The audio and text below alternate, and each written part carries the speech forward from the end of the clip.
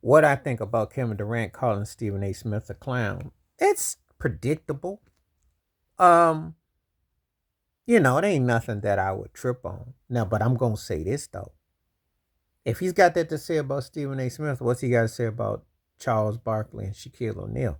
Now, going after Stephen A. Smith is pretty easy because I'll tell you why. Because no one's gonna sit there and dispute that because Stephen A. Smith pretty much hasn't really done what I call basketball journalism in years. Once he got the cop buddy movie with Skip Bayless and he got the first take and got all the animate and all that and all the perks with the job and the tie-in TV show and got the tie-in with the General Hospital episodes and all that. Cats probably work under him for a per diem, so he don't really have to do.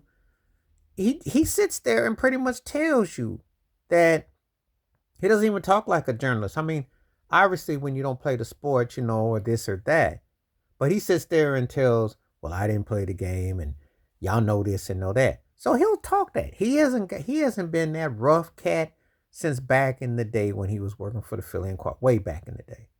But the personality aspect is what's been bought. So that's what's up.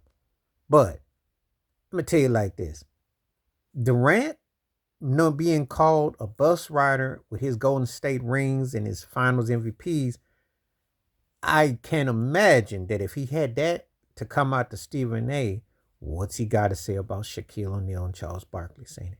How will he address that? See, to me, we already got a feeling about Stephen A. We know Stephen A. Smith done been bought and paid and all that, and we know that he didn't do, getting over.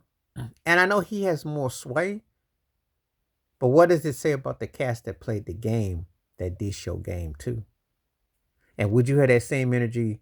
You can go over Charles Barkley and use the rings argument.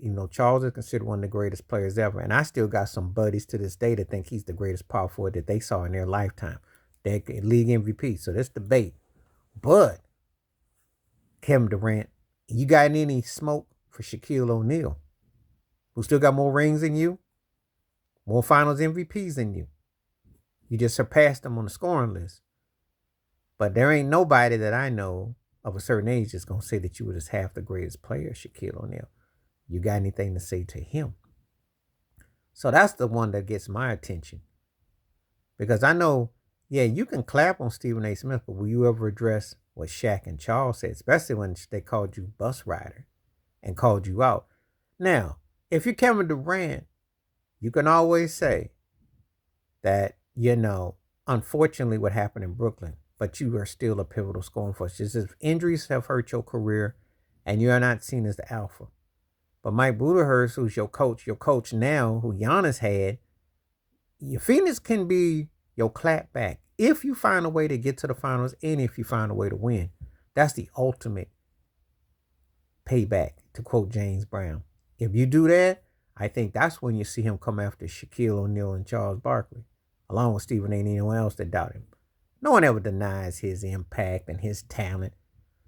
But you got people like Kendrick Perkins call him the greatest pure offensive force or scoring or some mess. I said, no, he is not.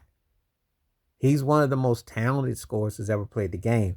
But too injury prone to be put in the likes. He's not a better offensive force than Karl Malone was, if you're going to be technical, because Malone was consistent. Now, I'll tell you something. If Kevin Durant played with Malone's pacing, he probably would be flirting with 35,000 points. And he probably would be having another ring. The things that people have gotten at him about is not opening and letting it loose. Yeah, he went after Stephen A. for not being at games and saying stuff, but it's what other people have said. One thing you understand about Stephen A. Smith, he gets secondhand smoke, but then he brings it up as firsthand flames. But I want to hear with Durant how he will address Barkley and Shaq. I think he's trying to say that if he wins a ring, I think he'll say something really loud and profound on the TV screen, which might not be suitable. Because I think that's what he's hoping he can do to really shut his haters up. Because that's the only way people will get off of him, though. The elephant in the room ain't the elephant in the room. Most people look at him as a wannabe Junior Whopper version of LeBron James. Everything LeBron did, Durant did. And see, he can't escape it because his career path was similar. So they did beat LeBron in the finals, and he was incredible Golden State. And I'm one of the people that's gonna say this. I don't care about the so-called purists and all that. Because to me, he played his best ball in Golden State. He should have kept his behind right there with Steph, Clay, and Draymond. I think he wins probably about 3 or 4 rings easily. Easily. And people want to hate and say they just bad for the no. When you got a dominant situation, why you wreck something that's too good to be true? Don't wreck it when you can camp out in there. Because that's what you play the game. After a while, you get through getting all the accolades and everybody throwing themselves at you and fawning and all the, you want that jewelry. Why would you not do that? Why would you not?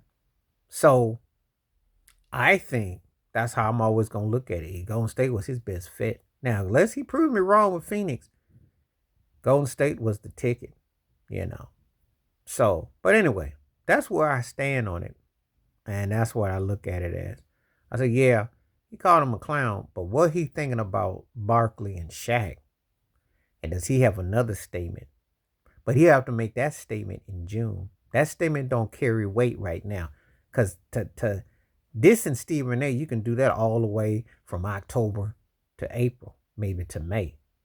But to get after Shaq and Barkley, you say that for late June. If you are fortunate to make that run and if you get through that finish line, because then history will look at you differently. If he wins a ring with another team and he's leading the way, then history looks at Durant differently. As opposed to being a guy that while he's mentioned with LeBron and Steph, he ain't in between them. He's on the outside looking at both of them. Even though they all got something they've contributed greatly to the game, his sway and his swing ain't the way it was. And for some, like I said, looking like a Junior Whopper LeBron hopping on, hop off. We'll see. Tell me what you think, though. Please like, subscribe, welcome thoughts, comments, and I do respond. Thank you. Wash your hands. Keep your mind clear. Watch out for another share if you like. Hit that membership. Stay safe, stay blessed, stay true, stay woke, stay free. I'm out one time. Peace.